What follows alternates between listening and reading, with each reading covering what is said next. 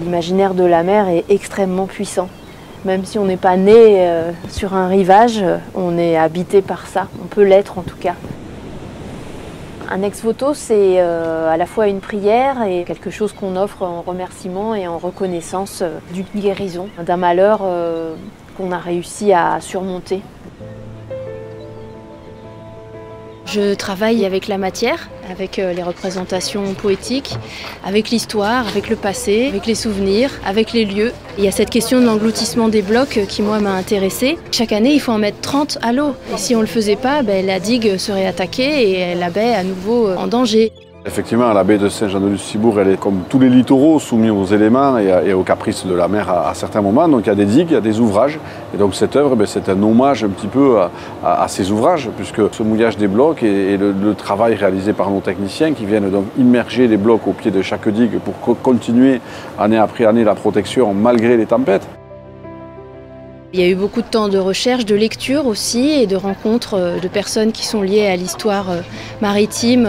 On a orienté vers des pistes, des documents d'archives, des pistes de recherche, l'histoire aussi plus concrètement de comment se réalisent les choses même actuellement et la continuité d'un travail commencé il y a 2 siècles, c'est des choses qui sont intéressantes à mettre en perspective. C'est un travail qui a été fait en argile à l'origine, c'est un bas-relief. J'ai sculpté sur une surface de 4 mètres par 2 mètres le format du bloc et ensuite on a fait l'empreinte de ça avec un moule. Et du coup on l'a intégré à l'intérieur du coffrage et ensuite on a coulé en croisant les doigts et en priant pour que le moule ne soit pas écrasé par les 50 tonnes de béton qui allaient lui atterrir dessus. COOP a été fondée en 2013 pour soutenir la jeune création du territoire et diffuser l'art contemporain aussi sur le territoire, toujours en lien avec le patrimoine immatériel du Pays Basque. L'enjeu particulier avec l'espace public, c'est qu'on amène une œuvre qui reste célibataire sur le lieu avant de trouver son public. Et donc tout l'enjeu, dans un second temps, a été de mettre en place en fait, cette rencontre. Cette dimension collaborative, collective, n'aurait pas pu être faite si nous l'avions portée seule. C'est très important pour tous les habitants de Sokoa. Ça retrace un peu toute l'histoire de la protection de cette baie depuis la nuit des temps, on va dire. Ça a été quelque chose de particulier parce qu'on a l'habitude de faire ces blocs en série. Et là, c'est un bloc où on a dû passer un peu plus de temps, avec un peu plus de réflexion. Oui, ça change un peu. C'est une réussite. Et voilà, je suis fier des agents qui ont participé au coulage de ce bloc. On réfléchit beaucoup à notre position d'humain en prise avec les forces de la nature et notre responsabilité par rapport à ça. Et du coup, j'avais envie d'inscrire quelque chose là-dedans de l'ordre d'une prière, adressée aux éléments et aussi à notre capacité de faire front commun face à l'adversité. C'est ce qu'on voit dans cette fresque, c'est des hommes qui s'unissent et des femmes, et des enfants, des familles, des animaux aussi.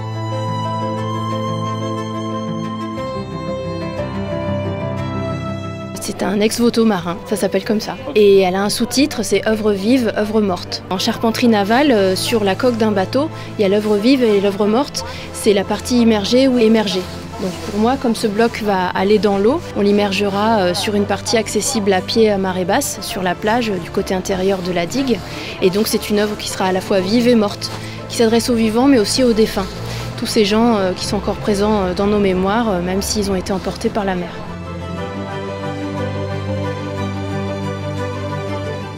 Le bloc est resté pendant 1 an et demi sur le quai.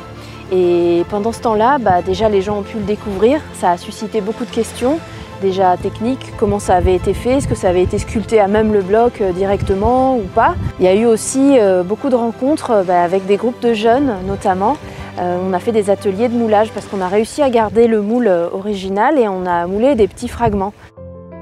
C'est assez génial parce que notamment au lycée de la mer, il y a des jeunes gens qui viennent de la France entière, de la région, mais même d'un peu plus loin parfois.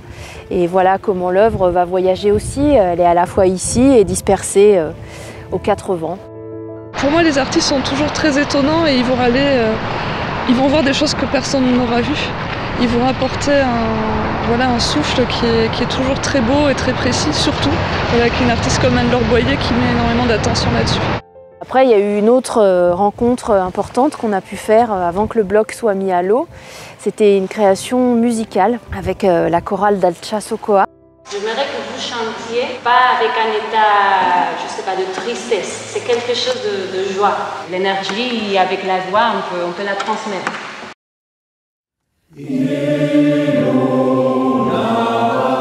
On a voulu créer un chant spécialement dédié à ce bloc et à ce qu'il raconte, à cette histoire de la protection de la baie. Et on a invité une compositrice qui s'appelle Paola Olaz et qui est principalement compositrice pour des musiques de films et de cinéma en Espagne. Elle a revisité 4 chansons très connues du répertoire populaire basque.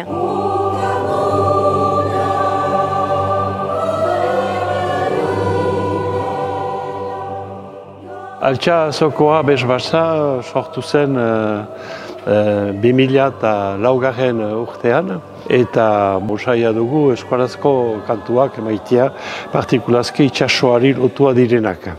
Baina sekula ez ginuen kantatu olako obra bat, obra handi bat da. Eta beraz erronka, izugarriko erronka erraldoi bat guretako. On a fait un enregistrement dans l'église de Ciboure et mon idée c'est de le diffuser sous l'eau, dans la mer. Bide zuzenena da kantua. Euskaldunak bitzen direlarik kantuz ari dira. Eta kantuaren bidez egiten da otoitza, egiten da amodiozko eskaera, kantuak ere erakusten du gure naturarekiko atxikimendua. Nous sommes très fiers. C'est un énorme plaisir de chanter tous ensemble, tout ça. Ça réunit les gens de Sokoa. C'est un projet en tout cas collectif et je pense que c'est important de le souligner puisque nombreux acteurs de la ville ont pris part au projet, des associations, puisque le projet est implanté à proximité du fort de Sokoa et les habitants aussi avaient à cœur de participer. Donc on voit que c'est en tout cas un écosystème large avec des temps de médiation et un projet en fait qui a cheminé pour mieux le percevoir, mieux le comprendre jusqu'à sa mise à l'eau en septembre dernier. Au bout d'1 an et demi, après toutes ces rencontres, on a mis à l'eau le bloc.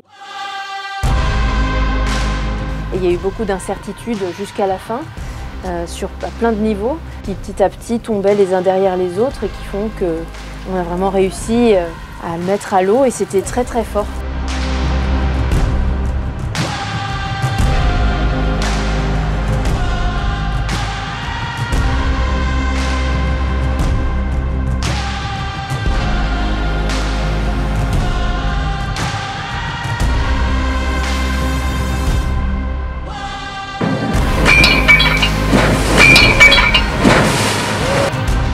Le fait de voir une œuvre tomber dans l'eau, c'est comme si elle mourait à son ancienne vie aérienne pour arriver à un autre état qui était celui de l'eau. Et au moment où il est tombé au fond de l'eau, j'ai eu l'impression que je ne la reverrai plus. Et après, elle a vécu une nouvelle vie. Voilà. Enfin, il y avait donc cette idée de cycle, de vie, de renaissance, de mort, de cycle de la vie qui se poursuit malgré l'adversité. Elle est là en fait. C'est très différent parce que c'est pas une œuvre qu'on peut trouver dans un musée ou dans un espace d'art consacré. C'est presque quelque chose de secret, même si elle est dans l'espace public. Et donc à peu près 1 fois par mois, il est entièrement à découvert pendant à peu près 1 heure. C'est très émouvant d'être là, de savoir qu'une œuvre qui contient autant de mémoire collective sous l'eau, de s'imaginer qu'elle va traverser l'histoire et le temps avec toute cette mémoire, c'est touchant et très fort. C'est la transmission d'histoire, de savoir, de connaissances, de croyances. C'est la vie. Il y a aussi un temps fort qu'on a imaginé pour les Journées du patrimoine, qui sera aussi le moment de l'inauguration de l'œuvre. Et du coup, on va diffuser sous l'eau des chants de la chorale d'Altxa Zokoa avec un haut-parleur sous-marin sur un rayon de 15 mètres, des messages destinés à la mer, l'histoire du rapport à l'eau et des marins basques. C'est une manière d'envoyer des prières à l'océan. Et donc on va pouvoir y aller soit en plongée sous-marine accompagnée, quand l'eau sera vraiment haute, il y aura des baptêmes et c'est fait pour que tous ceux qui sont devant puissent aussi partager ce récit entre ceux qui le connaissent ou ceux qui l'imaginent et ceux qui l'écoutent. Donc voilà, ça fait circuler la parole.